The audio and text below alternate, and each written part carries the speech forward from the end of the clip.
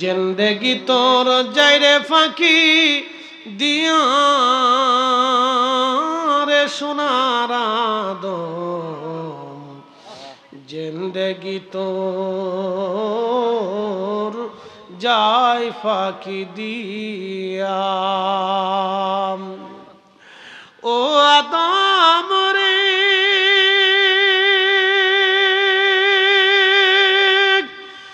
পাক ধরিয়ে গেছে দাড়ি, দন্ত মাসে গোটা চারি,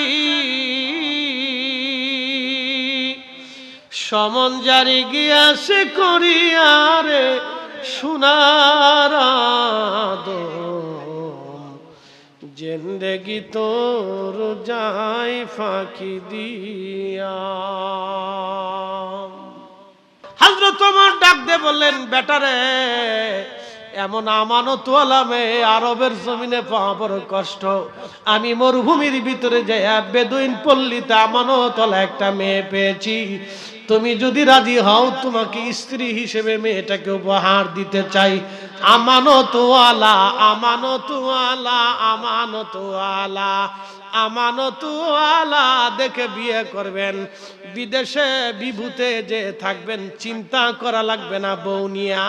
আর আমানত ছাড়া মেয়ে যদি বিয়ে করেন সারা রাত্র ঘুম হবে না, বউ কি আছে না গেছে।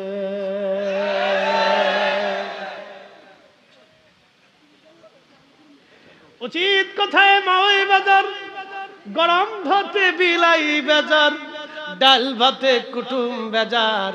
বেডিরা মনে মনে চিন্তা করতেছে এই হুজুরে দাওয়াত দিল কে। আল্লাহুম্মা সাল্লি আলা, জবান খুলে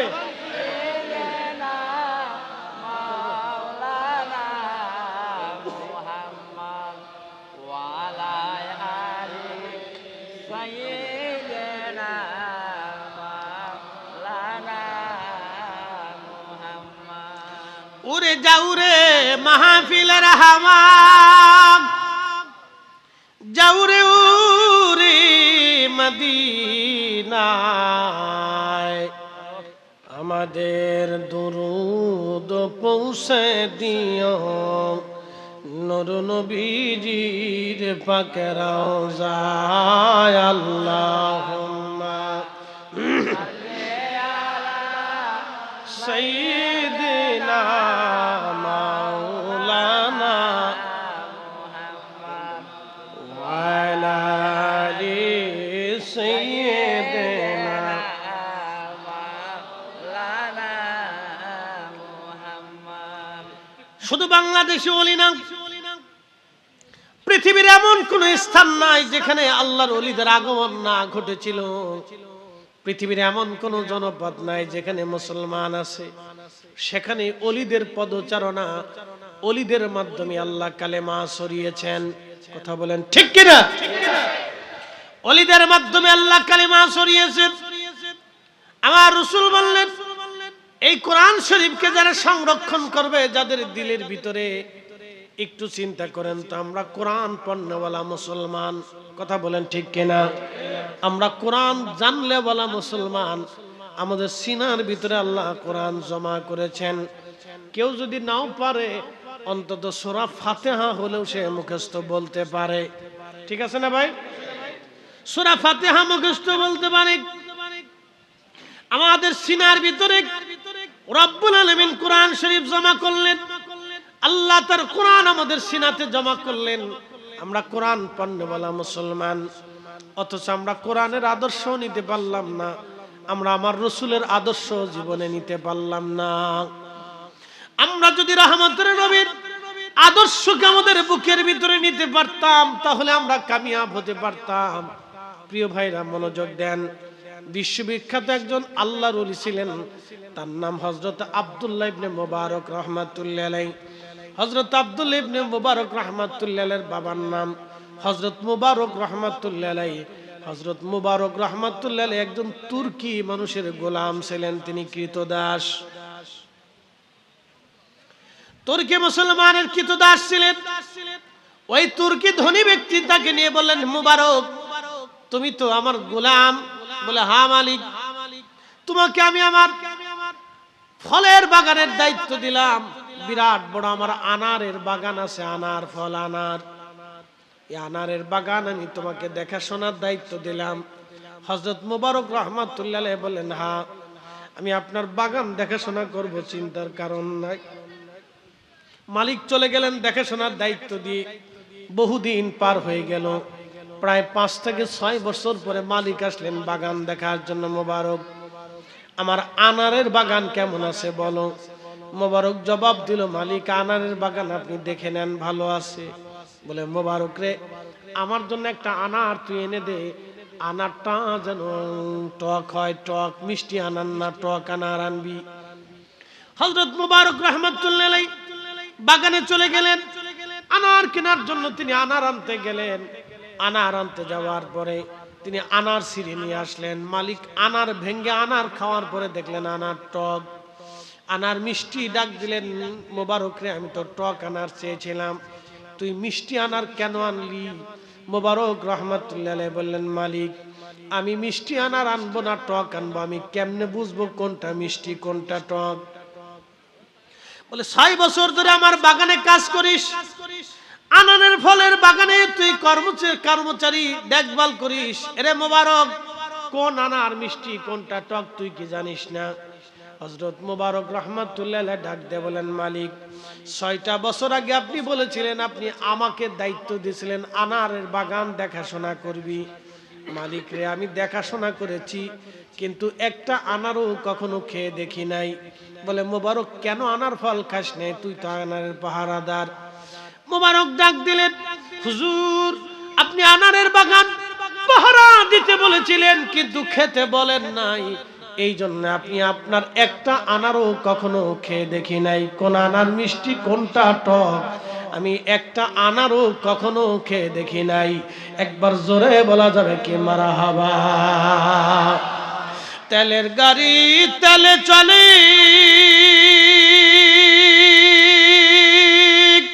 হাওয়ার গাড়ি হাওয়ায় উড়ে, বিনা তেলে চালাই গাড়ি নবী সুলাইমান। আমরা সেই মুসলমান, আমরা সেই মুসলমান, ঠিক কিনা? 6 বছর আনারের বাগানে কাজ করে একটা আনারও খেয়ে দেখে নাই। একটু ভাবেন তো, 6টা বছর একজন কর্মচারী কাজ করলে একটা আনার কখনো খেয়ে দেখে নাই, কত বড় আমানতদারি। নবীজি বলেন, আমার উম্মত কিয়ামত পৃথিবীতে আসবে, কিয়ামতের আগে দুনিয়াতে আলামত আসবে। একটা আলামতের নাম আলামতে সুগরা, আর একটা আলামত আলামতে কুবরা। আলামতে সুগরা হলো, আমার উম্মতরা তোমরা শুনে রাখো, আমাতুস সালাহ, আমার উম্মত নামাজ মেরে ফেলবে, নামাজ, আমার উম্মত নামাজ পড়তে চাবে না, নামাজ মেরে ফেলবে। আমার উম্মত নামাজ মেরে ফেলবে, উম্মত নামাজ পড়বে না। এখন যদি জিজ্ঞাসা করি, হে মুসলমান কে কে আছেন আজকে যোহরের নামাজ পড়েছেন? জিজ্ঞাসা যদি করি তাহলে ওদিকেই বলতে পারবে, অর্ধেক পার্সেন্ট বলবে হুজুর আমরা পড়ি নাই। যোহর গেল, আসর গেল, মাগরিব গেল, এশা গেল, আমাদের ফজরও চলে যাবে, আমরা নামাজ পড়লাম না। ও বন্ধু খুব মনোযোগ দিবেন, আল্লাহর নবী বলেন কিয়ামত তখন আসবে। শোনো, প্রথমত আমার উম্মতরা নামাজ মেরে ফেলবে। 2 নম্বর ওয়াদাউল আমানা, আমার উম্মত আমানতের খেয়ানত করবে। এত পরিমাণে আমানতের খেয়ানত আসবে, আগের যুগে এখানে মুরব্বী বাবাজিরা বসে আছে, কাগজ কলম হতো না, আগের যুগের জমির লেনা দেনা কথাবার্তায় হইতো। কথা কন না, ঠিক কিনা? টাকা পয়সা কথাবার্তায় হতো, কত এত টাকা। জিজ্ঞেস করেন তো এই বাবাজির দাদা দাদির বিয়ে হয়েছিল, বলে জিজ্ঞেস করেন যে আপনার দাদা দাদির যে বিয়ে হয়েছে, বিয়ের সময় কি কাগজ কলম ছিল নি? উনি বলবেন না। তাহলে কিসে ছিল? সাক্ষী তলবে ছিল। কথা ঠিক কিনা? কিসে ছিল? সাক্ষীতে। দেলমোহর কত? বলে 10 টাকা। সেই দিনই হিসাব ধরলাম আর কি, 100 বছর আগের হিসাবে আসে। 10 আনা 10 পয়সা বা 1 টাকা দেলমোহর কত 1 টাকা দেলমোহর ধার্যে এত টাকা উসুলি এত টাকা বাকিতে তুমি কি রাজি বলে হক কবুল রাজি সেই দিন সাক্ষী হলো দুইজন পুরুষ সুস্থ মস্তিষ্কের দুইজন পুরুষ বিয়ের সাক্ষী হয়ে গেল লেখাপড়া নাই কোনো কাগজে কলমে কিছুতে নাই এখন কাগজ কলমে হওয়ার পরেও আমি বিয়ে করিনি এই কথা কন না কা আমি বিয়ে করিনি আমার জোর করে বিয়ে করেছি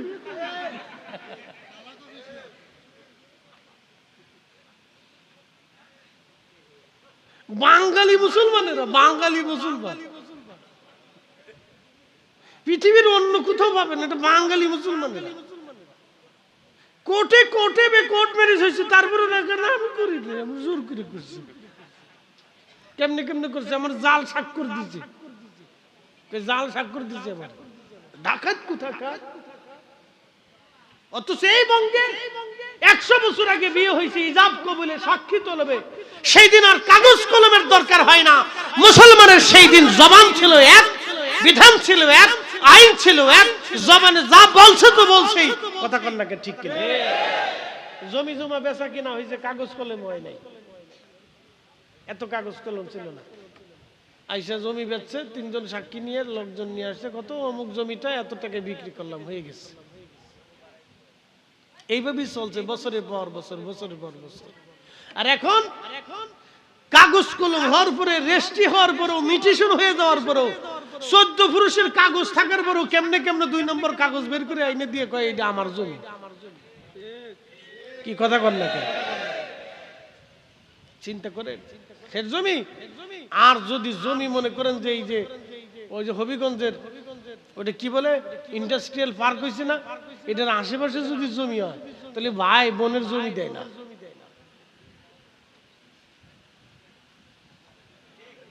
ঠিক আসতে কর জোরে কর ওয়াজ শুনে যান এগুলি হলো ওয়াজ এগুলি শিখে যাওয়ার দরকার ভাই বোনের জমি দেয় না পরে নিস বলে ভাই তুমি ওখান থেকে পাইলে তো আমি তো ওখান থেকে একটু পাই জমির দাম মনে করেন যে কাঠা প্রতি এই 30-40 লক্ষ আছে মানে একসময় এই কাঠার দাম ছিল 30,000 এখন হয়েছে 30 লাখ একসময় 1 শতক জমির দাম ছিল 30,000 এখন হয়েছে 30 লাখ একসময় ছিল 30,000 এই 5 বছর আগেও 30,000 ছিল এখন হয়েছে 30 লাখ আর ভাই কয় ওই জমি তুই ভাবি না তুই মাঠের ভিতর তুই লেগে যা কে তুই ভাইলে আমি ভাবো না না না না তুই মাঠের ভিতর তুই লেগে যা তুই এটা বুঝতি না তোর আব্বা মাঠের ভিতরে দিয়ে গেছে আব্বাই তোর মাঠের ভিতরে দিয়ে গেছে তুই ওখান থেকে ল এখানতে পাইতি না তুই ভাই বোনের ঠকা বহু আছে বড় ভাই ছোট ভাইরে ঠকাই দিল দিচ্ছে ছোট ভাই বড়টারে ঠকাইতেছে মাইজেটা সাইজেটারে ঠকাচ্ছে খালি ঠকাঠকি ঠকাঠকি ঠকাঠকি মেড ইন বাংলাদেশ কথা কর না জোরে বলে মেড ইন বাংলাদেশ খালি ঠকাঠকি ঠকাঠকি ঠকাঠকি 1 ইঞ্চি জমি নিয়ে গুতে গুতি মারামারি গিলি গিলি ভাজটা ভাজছে এই জন্য ওরা ওদের দেশে সিস্টেম করে দিচ্ছে করে কেউ জমি পাবে না জমি সব সরকারের কামাই করে রুটি করে রুজি করে তারপর সরকার থেকে জমি কিনে নেবা 1 ইঞ্চি হলেও কিনে নেবা 2 ইঞ্চি হলেও কিনে নেবা সরকার মাইপে দিয়ে সরকার বুঝাই দিবে কোনো গুতাগুতি লাথালে দিকিলি গিলি মারামারি ধোকা দেখি কিচ্ছু নাই কামাই করবি টাকা দিবি জমি নিবি টাকা আছে বিয়ে করতে পারবি টাকা কামাই করতে পারবি না বিয়ে করতে পারবি না আর এদেশে টাকা কামাই না থাকলেও বিয়ে করতে পারে একজনে সেদিন দেখলাম এক কোন সরকারি কর্মকর্তা 27টি বিয়ে করছে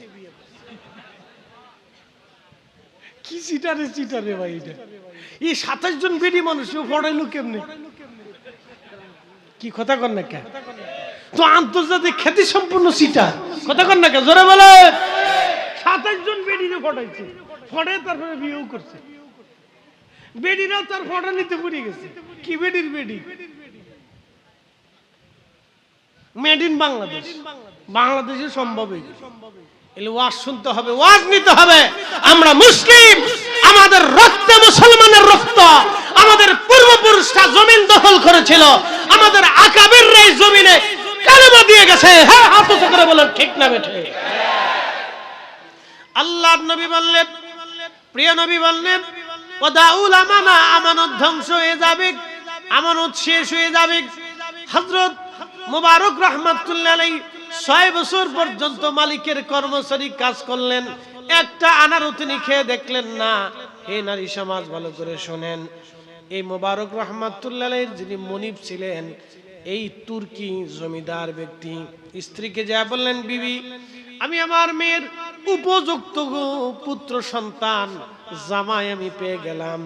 তখন মহিলা ডাক দিয়ে বলেন, স্বামী আমার, আপনি কোন জমিদারের সন্তান পেয়েছেন আমার কলিজার টুকরা মেয়ের জন্য?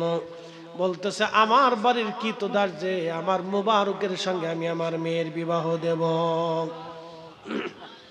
মুবারকের সাথে মেয়ের বিয়ে দিবেন, ও তো কৃতদাস, গরিব দরিদ্র। বলতেছে, বিবি রে, সে কৃতদাস হতে পারে, কিন্তু আমার মুবারক বড় আমানতওয়ালা। একসাথে বলবেন না মারহাবা? কি ওয়ালা? জোরে বলেন। আমানতওয়ালা।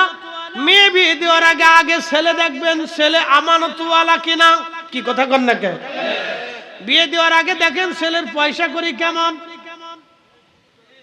যদি গান জুটি হয় তাও অসুবিধা নেই, বলে মাল আছে। এই আস্তে কন জোরে বলেন। বল পয়সা পয়সা আছে, ছেলে বিড়ি বুড়ি খাক না, ওই নেশা মেশা করুক, চিন্তার দরকার না, বলার পয়সা আছে, বলার বাপেরও পয়সা আছে। আবার মেয়ে দিয়ে বিয়ে দেওয়ার আগে ওই জামাই ছেলে বিয়ে দেওয়ার আগে বাপের জিগায়, কেমন দেখলি? বলে আব্বা দেখছি। বলো মেয়ের বাপের কি আছে? বলে আছে ওই মাধবপুরে দোকান আছে 4টি। ভাই বোন কয়জন? মেয়ে একটাই, ভাই আছে আরেকজন। আমার এই শালা একটা আছে, ছেলে ভাই বোন 2জন। তাকে অসুবিধা নেই, তাহলে তুই দোকানে একটা পাবি বাগে। মরার আগে ভাগ বাটোয়ারা হয়ে গেছে। এরপরে এসে মসজিদে দোয়া আছে। কান্দেন কেন? মুরব্বী কি হয়েছে? আমার বৌমা আমার খাবার দেয় না। কথা কন না কে? বৌমা খাবার কোত্থেকে দিবে? বৌমা আনার সময় তো আমানতদারিতে দেখে আনেন নাই, বৌমা আনার সময় তো আগে পয়সা দেখছিলেন। পয়সা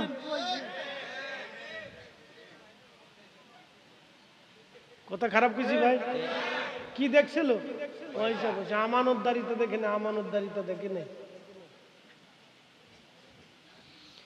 হযরত ওমর রাদিয়াল্লাহু আনহু গোলামকে সাথে করে নিয়ে মরুভূমিতে গেলেন দেখার জন্য। কষ্ট হচ্ছে আপনাদের? এমনি দেরি করে আসছি। দেরি আমি আমার ইচ্ছে করিনি ভাই। সকাল সন্ধ্যা 6টা থেকে শুরু করে একবারে 9:30 পর্যন্ত বিশ্ব রোডের এই কদ্দুর কোনা পর্যন্ত এসেছি। তারপরে 2 কিলো হাইটে আইছি। হ্যাঁ, গাড়ি গুড়ি নেই, সব রাস্তা ব্লক, বন্ধ। বুঝেন না? বিশ্ব রোডের ওই মোড়ে গেলে পরে গাড়ি এরকম করে। আমার জীবনে এই যে কতটা বছর হইলো খালি এরকম করে। মাঝে মাঝে চিন্তা করি, এলজিএডি না কি কয়, এটা কি মরে গেছে না কবরে চলে গেছে, কইতারি না। কি করে? ব্রাহ্মণবাড়ির মানুষ এমনি খালি মারামারি করে। আরে সব ব্রাহ্মণবাড়ির মানুষ বিশ্ব রোডে দাঁড়ায় যদি কয় যে 24 ঘন্টার ভিতরে যদি আমাদের রাস্তা ঠিক করে না দিস, তাহলে একবারে সব বাটাম চালান করে সোজা করে দেবো, তাহলে 24 ঘন্টা কিন্তু রাস্তা হয়ে যায়। কি কথা কন না? গাছটা কন করে জোরে বলে। সব ব্রাহ্মণবাড়ির মানুষ বিশ্ব রোডের মোড়ে দাঁড়ায় বলবে যে আমার 24 ঘন্টা রাস্তা যদি ঠিক করে না দিস, তাহলে এই অঞ্চল দিয়ে ব্রাহ্মণবাড়ি হবিগঞ্জের কোন এলজিআরডির কর্মকর্তা কর্মচারী, সরকারি কর্মকর্তা কর্মচারী আমরা যাইতে দেবো না, সবাই এখানে বসায় রাখবো। বসায় বসায় প্রয়োজনে চা নাস্তা করাবো, তো যাইতে দেবো না, আজকে এখানে বসায় রাখবো, হরতালেই জায়গা হবে। রাস্তা কিন্তু ঠিকই হয়ে যায়। এটা তা করে না। এরা এখানে বিয়ের গেট নিয়ে মারামারি করে, কুত্তা লয়ে ফিটেফিটি করে, বিয়ের খাওয়ান নিয়ে ফিটেফিটি করে, এলাকা লয়ে ফিটেফিটি করে, রাস্তা নিয়ে ফিটেফিটি করে, দোকানে খাবার কিনা নিয়ে ফিটেফিটি করে। মনে কিছু নিয়েন না, কিন্তু দুঃখে পরে কথাটা কইতে বাধ্য হইলাম আজকে। যে রাস্তা, বাপরে বাপ, 1 ঘন্টা পরে গাড়ি আগাইছে, মাত্র 1 মিনিটের রাস্তা, 1 ঘন্টা পরে।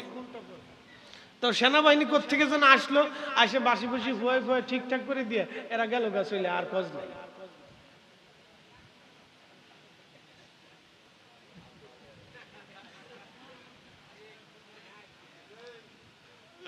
পরে আইসে দেখি বিশ্ব রোডের মোড়ে দুনিয়ার কাদা আর খন্দ খাদা, এর ভিতর দিয়ে ট্রাক কোন দিক দিয়ে নিবে ট্রাক আলা দিশে পায় না। বড় বড় লোড গাড়ি চিন্তা করে ফিরে গেলে কি আমি গাড়ি নিয়ে ফরবো না আমি মরে যাবো না বেঁচে থাকবো, ওরা দুকে দুকে দুকে দুকে দুকে দুকে চালা, এই জন্য সারা দুনিয়া ভরে জ্যাম লেগে গেছে। ওই মোড়ের ওইটুকুর সমস্যা, সমস্যা বেশি কিছু না, কিছু মাত্র 12 ঘন্টার প্রবলেম। 12 ঘন্টা মাটি এনে সমান করে লেভেল করে ক্লিয়ার করে দিবে, বেশি কিছু না তো, কাজ বেশি না, সামান্য কাজ করে না। বলে কে করবে? আমরা হুজুররা করব। আমরা কোত্থেকে করব? আমরা নিজেরা তো ভিক্ষে করে খাই। এই কথা কর না কেন? বাংলাদেশের সব মাদ্রাসায় দান সদকা উঠানো হয়, কি জোরে বলেন? আরে সর্বনাশ, আরে ভাই আমার তরিকে করছেন আপনি।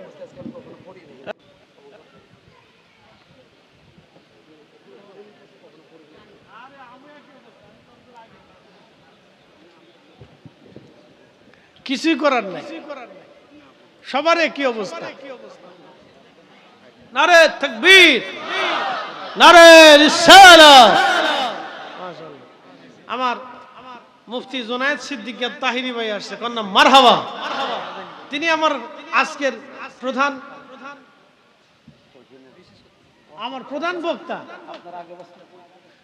বক্তা, অসুবিধা নেই। আমি অতিথি, হে বক্তা, বক্তা পরে এসে অসুবিধা নেই, সবই প্রধান। মারহাবা খান, চলবে ইনশাআল্লাহ। নারে তাকবীর, নারে রিসালাত। আমার ভাই খুব ভালো জিকির করে, কিন্তু প্রথমে আগে আপনারা জিকির করে গরম করে লইন আর কি করতে। ওয়াজে চলে যাচ্ছি, বেশি লম্বা করব না, মুক্তাসার খুব মনোযোগ দিবেন। আমানতের কথা বলছিলাম। হযরত ওমর রাদিয়াল্লাহু আনহু তিনি তেনার গোলামকে নিয়ে মরুভূমির মধ্যে গেলেন। মরুভূমির ভিতরে যাওয়ার পরে, হে মা বোনেরা শুনবেন, একটা তাঁবুর পাশে গেলেন। তাঁবুর ভিতর থেকে আওয়াজ আসলো, মা দুধ কম হয়েছে, আজ উটের দুধ কম হয়েছে গো মা, কালকে পাওনাদাররা দুধ নিতে আসবে, আমি দুধ কেমনে বুঝাই দিব মা। এ মুসল্লিরা, এই মুসল্লি আসেন আসেন আসেন, সামনে আসেন সামনে আসেন। মুসল্লি বালা কোনাতে দাঁড়িয়ে দিয়েছে না, লোক বালা লোক বালা, এদের আইতুই। আমি মসজিদে নববীর ভিতরে ওদের মতো এক ছেলের দেখছি পেশাব করে দিছি। হ্যাঁ, হজে গেছি না, দিয়ে পেশাব করে দিছি। তোর কেউ মারে নাই, ধরে নাই, গুতাই নাই, লাইতে নাই, কিচ্ছু করে বাচ্চা পেশাব করে দিছে। পরে ক্লিনার এসে পরিষ্কার করতেছে, ওয়াশ করতেছে, ধুইতেছে। তারপরে তারা কিছু কেউ রাগ করে, বাচ্চারা আসবে, ওদের আনতেই বেশি বেশি আনতেই। হযরত ওমর এবং হযরত আসলাম রাদিয়াল্লাহু আনহুমা দুইজনে রওনা করে তাঁবুর পাশে গেলেন। তাঁবুর ভিতর থেকে এক মহিলার কণ্ঠের আওয়াজ আসে, মা উটের দুধ কম হয়েছে, কালকে পাওনাদারকে উটের দুধ আমি কেমনে বুঝাবো গো মা। মা ডাক দিয়ে বলতেছে, মেয়েরে, উটের দুধ যেহেতু কম হয়েছে, পাওনাদারকে দুধ দিতে হবে, তাহলে দুধের সাথে পানি মিশিয়ে দাও। দুধের সাথে মা পানি মিশাও। কি মিশাও? জোরে বলেন, কি মিশাও? আমাদের দেশে দুধের সাথে পানি মিশে কিনা? এখনো মিশে কিনা? জোরে বলেন, কারা মিশায়? মানুষে মিশায়। তাহলে যে দুধের সাথে পানি মিশায় সে কি মানুষ? এই কথা কন না কেন, সে কি মানুষ? না, সে মানুষ হতে পারে নাই। খাবারে যারা ফরমালিন মিশায়, যে দোকানদার পণ্যে কম দেয়, ওজনে কম দেয়, আল্লাহর কসম মুসলমান তো আরো পরের কথা, সে মানুষই হতে পারে নাই। কথা বলেন ঠিক না বেঠিক? এই শোনেন, ভালো করে শুনে যান, আমার দিকে তাকান। আরবের যে কটা আমির আছে তারা মুসলমান না? কথা কন না কেন, তারা মুসলমান না? জোরে বলেন, মুসলমান না? আচ্ছা বলেন তো, শক্তভাবে এই জালিম ইসরায়েলের বিরুদ্ধে প্রতিবাদ করতে পারছে? তো প্রতিবাদ করলো কারা কোন তো? ফ্রান্স করছে, ফ্রান্সের প্রেসিডেন্ট করলো। তারপরে কলম্বিয়ার প্রেসিডেন্ট জাতিসংঘে তুলে ধুনা করে দিল। তারপরে ব্রাজিলের প্রেসিডেন্ট, কি আর্জেন্টিনার সদস্য যারা আছেন আপনারা শুনে নেন, আপনাদের মেসির দলের লোকজন ইসরায়েলের সমর্থন করে, জানেননি এটা আপনারা? হ্যাঁ, তো মেসির মতো চুল সুন্দর করে কাটবেন, কিয়ামতের সময় দেন ওনার সাথে দেখা হবে। হ্যাঁ, দেখা হবে, আপনার দোস্তের সাথে দেখা হবে। আমি কিন্তু কোনো খেলা টেলা দেখি না, ওই আমার কাছে যেটা জিতুক না, কয়দিন আগে বাংলাদেশ ঠকছে, আমি কি ওখানে ক্রিকেট খেলার লেগে টাকা দেয় কেনা? এটা আমার গরিব মানুষের টাকা, ওর চাইতে আমাদের দেশের গরিব মানুষের বরাদ্দ করে চিকিৎসা করাইলে আরো বেশি ভালো হইতো। কথা কর না কেন? সাতা 2 দিন পর পর খালি ঠকে।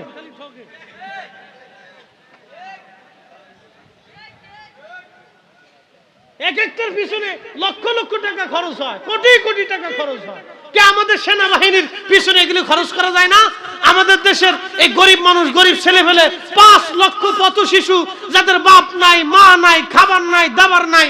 এই যে জুনাইদ ভাই জানে, সিলেট থেকে ফিরে আসতেছি রাত্রিবেলা মাহফিল করে জানুয়ারিতে, হাই হাই হাই, এই যে সুরমা নদীর 3 নম্বর ব্রিজ, যেটা একবার কোনারটা, এই ব্রিজের উপরে দেখি 4-5টা পোলা মানে কোন রকম পাতলা কম্বল মোড়াতে এমনি বসে বসে কাঁপতেছে। তা আমি গাড়ি থামায় বললাম, কি ব্যাপার, তোমাদের কম্বল টম্বল নাই? কারণ আমাদের মা নাই, বাপ নাই, কে কম্বল কিনে দিবে? তোমরা কোথায় থাকো? বলে এখানেই থাকি, যেখানে সুযোগ পাই সেখানেই থাকি।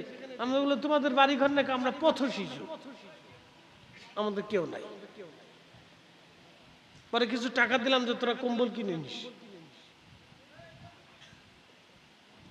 5 লক্ষ আছে বাংলাদেশে, 2 দিন পর পর এখানে ঠকে, এখানে ঠকে, এখানে ঠকে, কোটি কোটি টাকা এদের পিছনে ব্যয় করা হয়। কে আমার দেশের পথ শিশুদের পিছনে এই টাকা ব্যয় করলে অন্তত আমাদের দেশে পথ শিশু আর থাকতো না। কথা বলেন ঠিক কিনা? আজরে বাজারে খেলার গোষ্ঠী কিলাই।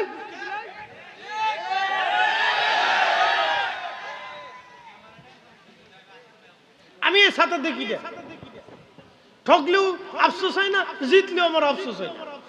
আমি এত খুশি হই না, কারণ খুশি আর কি আছে বলেন? বাংলাদেশ কোন খেলায় যদি জিতে, বাংলাদেশের কয়শো হাজার কোটি টাকা মার্কিন ডলার বিদেশ থেকে দেশে আসে করতো।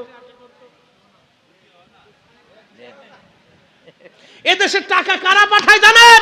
ওই মিয়া, এদেশের টাকা পাঠায় রেমিটেন্স যোদ্ধারা, দিনের পর দিন, রাতের পর রাত পরিশ্রম করে জীবনকে ঝুঁকির মধ্যে ফেলাইয়া বিদেশি প্রবাসীরা দেশে টাকা পাঠায়। আরে ওদেরকে ভিআইপি সম্মাননা আমাদের দেশের এয়ারপোর্ট গুলিতে দেওয়া উচিত। অথচ তাদের ব্যাগ কাইটে কেটে সরে মাল সামানা রাখে দেয়। উচিত কথা বললে ফরিদি সব খারাপ হয়ে যাবে। তখন রাষ্ট্রের বিরুদ্ধে বলতেছে, আমি ছাতার বিরুদ্ধে বলতেছি।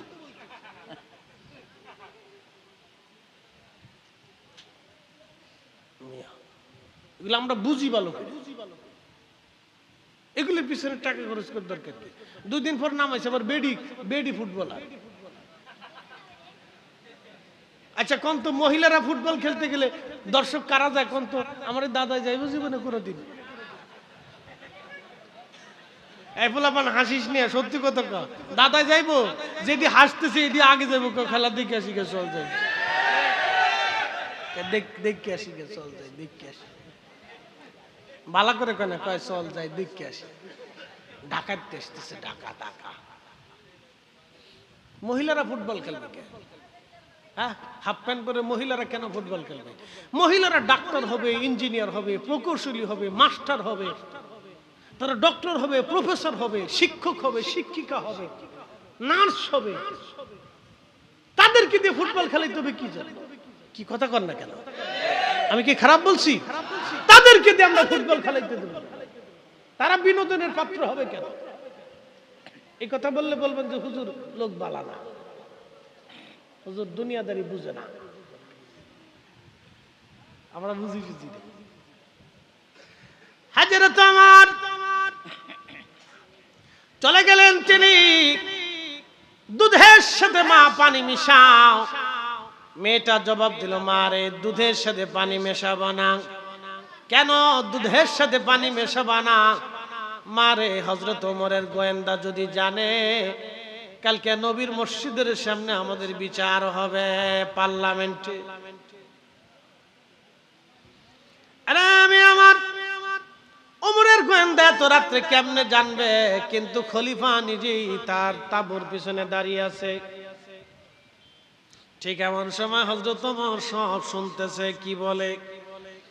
মেয়েটা ডাক দিল, মা রে হযরত ওমরের গোয়েন্দা যদি নাও জানে রে মা, আমি দুধের সাথে পানি মেশাবা না। বলে মা কেন মেশাবে না? বলে মা রে, ওমরের গোয়েন্দা যদি নাও জানে, আমার রব আমার আল্লাহ অবশ্যই দেখে। কখনো তোমাকে যদি ভুলি, হেদায়েতের আলো জ্বেলে নিয়কাশ তুলি। কখনো তোমাকে যদি ভুলি, হেদায়েতের আলো জ্বেলে নিয়কাশ তুলি। ঠাই দিও প্রিয়তম অগমহিয়ান, তুমি রহমান, তুমি মেহেরবান।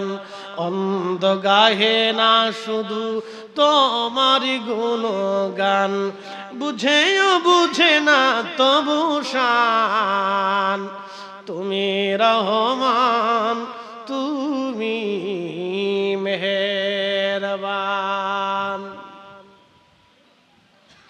হযরত ওমর গোলামকে ডাক দিলেন, গোলাম জায়গাটা চিহ্নিত করে রাখ, কালকে সকালে আসতে হবে।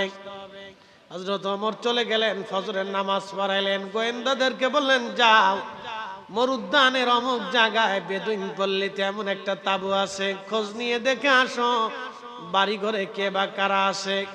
গোয়েন্দারা খোঁজ নিয়ে দেখলো এই বাড়িতে কোনো পুরুষ সদস্য নাই। ওই মেয়ে আর মেয়ের মা, স্বামী মারা গেছে, মেয়েটা এতিম। হযরত ওমর ছেলেদেরকে ডাক দিয়ে বলেন, ছেলেরা রে তোমরা কে বিয়ে করবা বলো। হযরত আব্দুল্লাহ ইবনে ওমর রাদিয়াল্লাহু আনহু ডাক দিয়ে বলেন, আব্বা হুজুর আমি তো বিবাহিত, আমার স্ত্রী আছে, আমার আর বিবির কোনো প্রয়োজন নাই। আপনার আমার ছোট জনকে বিবাহ দিয়ে দিতে পারেন। ছোট জনকে বললেন, বেটা তুমি কি বিবাহ করবা? বলে আব্বা জান আপনি পছন্দ করলে, আপনি ইচ্ছা করলে হবে। তখন বলল, বেটারে আমি একটা মেয়ে পছন্দ করেছি বেদুইন পল্লীতে, মরুভূমিতে দুধ বিক্রি করনেওয়ালা মহিলার মেয়ে।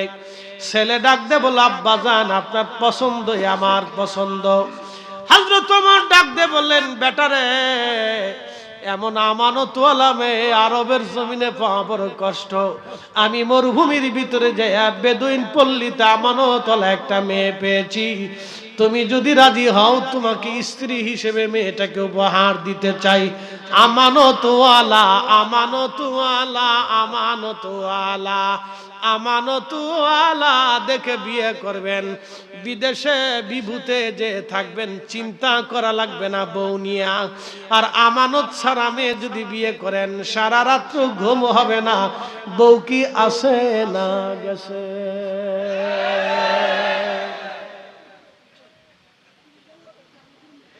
উচিত কথায় মাওই বাজার, গরম ভাতে বিলাই বেজার, ডাল ভাতে কুটুম বেজার। বেডিরা মনে মনে চিন্তা করতেছে, এই হুজুরে দাওয়াত দিল কে? এরা খুশি জিন্দিগিতে এর রান্না করে খাওয়াবো না। ওরা চিন্তা করতেছে হুজুর মরে যাবে, আমরা বিরুদ্ধে ওয়াজ করতেছে। আমানতওয়ালা হযরত ওমর সেই মেয়ের সাথে তার ছেলের বিয়ে দিলেন। হযরত ওমর, এই শোনেন নাসিরনগরবাসী, খান্দুরাবাসী, গোপীনাথপুরবাসী ভালো করে শুনে যান। হযরত ওমর এমন একজন ওমর, বর্তমানে Iran, Iraq, Oman, Yemen, Qatar, Kuwait, Bahrain, Dubai, Saudi Arabia, Jordan, Lebanon, Libya, Tunisia, Algeria, Nigeria, মিশর, মরক্কো, সুদান থেকে শুরু করে পৃথিবীর বিরাট ভূখণ্ডের তিনি খলিফাতুল মুসলিমিন হযরত ওমর তার নিজের ছেলেকে বিয়ে করাইতেছেন এক দুধ বিক্রি করনেওয়ালা মহিলার মেয়েকে, এক বেদুইন পল্লীর মেয়ে। বলে কেন? আমানতওয়ালা, আমানতওয়ালি, আমানতওয়ালি, আমানতদার দেখে ছেলে বিয়ে দিলেন। শুনে যান, সেই ছেলের ঘরে সেই মেয়ের গর্ভে আল্লাহ আরেকটা মেয়ের জন্ম দিলেন, সেই মেয়ের গর্ভে আল্লাহ আরেকটা মেয়ের সন্তান জন্ম দিলেন। সেই সন্তানের নাম ছিল ওমর ইবনু আব্দুল আজিজ রহিমাহুল্লাহ, যাকে মুসলমানদের দ্বিতীয় ওমর বলা হয়। মুসলিম মিল্লাতের প্রথম মুজাদ্দিদ যিনি ছিলেন তিনি হযরতে জাহিদ তবকার একজন আল্লাহর বড় বুজুর্গ ওলি ছিলেন, হযরত ওমর রাদিয়াল্লাহু তাআলা আনহুর নাতির ঘরের সন্তান, নাতির ঘরের পুতি। একসাথে বলবেন না মারহাবা? আরো জোরে বলেন মারহাবা। এই নারী সমাজ ভালো করে শুনে যাবেন, আজকে যদি ওয়াজ বুঝেন তো কালকে থেকে মানুষ ঠকাবেন না, দুধে ভেজাল দিবেন না, স্বামীর সম্পদ হরণ করবেন না, স্বামীর সাথে নাফরমানি করবেন না। আল্লাহর নবী বলেন, আমার উম্মত আমি বেহেশতের ভিতরে দেখলাম শুধু গরিব আর গরিব আর গরিব আর গরিব। আমার উম্মতের গরিব শ্রেণী জান্নাতের সবার আগে আমি দেখেছি। উম্মত আমি জাহান্নাম ঘুরতে গেলাম, শুধু দেখি নারী আর নারী, নারী আর নারী। সাহাবে کرام জিজ্ঞেস করলেন, ইয়া রাসূলুল্লাহ, এত নারী সমাজ জাহান্নামে কারণ কি? বলে কুফরি করার কারণে। বলি ইয়া রাসূলুল্লাহি, তারা কি আল্লাহর সাথে কুফরি করেছে? নবীজি বললেন না। বলে আপনি রাসূলের সাথে কুফরি করেছেন? বলে তাও না। বলে তাহলে তারা কার সাথে কুফরি করেছে? বলি আল্লাহর নবী বললেন, সাহাবীরা তারা স্বামীর সাথে কুফরি করেছে। বলে হুজুর, স্বামীর সাথে আবার নারী স্ত্রী কিভাবে কুফরি করে? বলে তুমি তোমার স্ত্রীকে সারা জিন্দেগিও যদি ভরণ পোষণ দাও তো কোনো এক সময় তুমি যদি দিতে ব্যর্থ হও, আগে স্বামীর অনেক পয়সা করি ছিল, এখন তেমন পয়সা করি রুটি রুজি নাই, রুটি রুজি কমে গেছে। বিদেশে এক সময় ছিল পয়সা করি অনেক ছিল, এখন পয়সা করি নাই, কমে গেছে। স্ত্রী বলেই ফেলবে, জরিনার বাপ, তোমার সাথে বিয়ে বসে আমি জীবনে কিছুই পাইলাম না। কথা কন, জোরে বলেন, জোরে বলেন। যারা বিয়ে করো নাই তোমরা বুঝতা না। জরিনার বাপ কিছু পেলাম না। কাপড় কিনে দিছে কে? স্বামী। পোশাক কিনে দিল কে? স্বামী। এতটা বছর ভরণ পোষণ, ডাক্তার, চিকিৎসা, ওষুধপত্র এত কিছু দিল কে? স্বামী। তারপরে তোমার কাছ থেকে কিছু পাই নাই, কিছু পাই নাই। আল্লাহর নবী বলেন, আমার উম্মত শুধু এই কথা বলার কারণে নারী সমাজ শুধু জাহান্নামী, জাহান্নামী, জাহান্নামী, জাহান্নামী কথা বলেন, ঠিক নয়? নারী সমাজ আমার কথা যদি বুঝে থাকেন, আমি আমার ভাষায় কথা বলি নাই। প্রিয় বোন আমার, কলিজার টুকরা মা আমার, আমি আল্লাহ রসুলের ভাষায় কথা বলেছি। প্রিয় বোন আমার, প্রিয় মা আমার এই কথাগুলি মনে রাখবেন। স্বামীর প্রতি আনুগত্য মহব্বত রাখবেন, স্বামীর বিপদে পাশে থাকবেন, স্বামীর সুখেও পাশে থাকবেন, স্বামীর দুঃখেও পাশে থাকবেন। পুরুষ মানুষ অর্থবিত্তে আটকায় না বোন, পুরুষ মানুষ ভালোবাসায় আটকায়। কি কথা কন না? পুরুষ মানুষ কিসে আটকায়? ভালোবাসায় আটকায়, টাকা পয়সা আটকায় না, সৌন্দর্য আটকায় না। সৌন্দর্য বেডি বাংলাদেশে বহু আছে বোন আমার। পুরুষরা স্ত্রীর মহাব্বতে আটকায়। তারা স্ত্রীর ভালোবাসা পেলে তার জীবনের সব কিছু দিয়ে সে স্ত্রীকে ভালোবাসে, সন্তানদেরকে ভালোবাসে, সংসারকে ভালোবাসে। প্রিয় বোন আমার, আপনাকে আমাদের গভীরের হৃদয়ের কথা আপনাকে শোনাইলাম। আমি কথা বাড়াবো না, যেহেতু ভাই আজকে আমরা সবাই অ্যাক্সিডেন্টের শিকার। হ্যাঁ, আরে এই ঠিক আছে, ঠিক আছে, বুঝছি। আমরা সবাই আজকে একটা দুর্ঘটনার শিকার। এখানে আমরা কেউ না, আমি তো সেই 12টার পরে বাসার থেকে বের হয়েছি, ঢাকার থেকে। এই ঠেলতে ঠেলতে এই পর্যন্ত আসছি, আল্লাহ আছেন। আমার ভাইটা হয়তো এরকম দীর্ঘ সময় সেই চাঁদপুর থেকে বের হয়েছে, সে ওই ধাক্কাইতে ধাক্কাইতে আসছে। তো ভাইও কিছু কথা বলবেন, আমার পরে উনি দোয়া করবেন। আমার ভাই দোয়া করবেন। শুধু আমি মুক্তাসার ছোট্ট একটু দায়িত্ব কমিটি আমাকে দিছে। একটা লোক উঠবেন না, উঠবেন না ভাই, ভাই ভাই পেশাব ছাড়া উঠবেন না, জরুরিয়াত ছাড়া উঠবেন না, তাবারুর কাছে নিয়ে যাবেন। ছোট্ট দুইটা কথা, মাত্র 10টা মিনিট আমি আপনাদেরকে সময় নিয়ে যাব। প্রিয় ভাই আমার, আমরা কি দুনিয়াতে থাকবো না চলে যাব? একসাথে বলেন, থাকবো না চলে যাব? না কার কাছে যাব বলেন তো? না একসাথে বলেন, কার কাছে? আল্লাহর কাছে। প্রিয় ভাই, আমি 2 দিন আগে মালদ্বীপে গেছি। শোনেন, শুধু সাগর থেকে মাত্র 2 হাত উপরে মালদ্বীপের মাটি। সাগর থেকে মাত্র 2 হাত উঁচুতে মালদ্বীপের মাটি। হাজার হাজার বছর ধরে সেই জমিন এখনো আছে। সাগর তাদেরকে ডুবায় না। একটা মহাসাগরের ভিতরে একটা ছোট্ট দ্বীপ রাষ্ট্র, সাগর তাদেরকে ডুবায় না। ভাষায় রাখছে কে? একসাথে বলেন, কে ভাষায় রাখছে? আমরা আল্লাহর কাছে চলে যাই। আল্লাহ আমাদেরকে দেয়, খাবার দেয়, রুটি দেয়, রিজিক দেয়, শ্বাস দেয়, প্রশ্বাস দেয়, বায়ু দেয়, বাতাস দেয়, সব আল্লাহ দেয়। আল্লাহ বলছেন, وَأَنفِقُوا مِمَّا رَزَقْنَاكُم مِّن قَبْلِ أَن يَأْتِيَ أَحَدَكُمُ الْمَوْتُ। বান্দারে, তোমার রিজিক থেকে আমি আল্লাহর পথে ব্যয় করো তোমার মৃত্যু আসার আগে।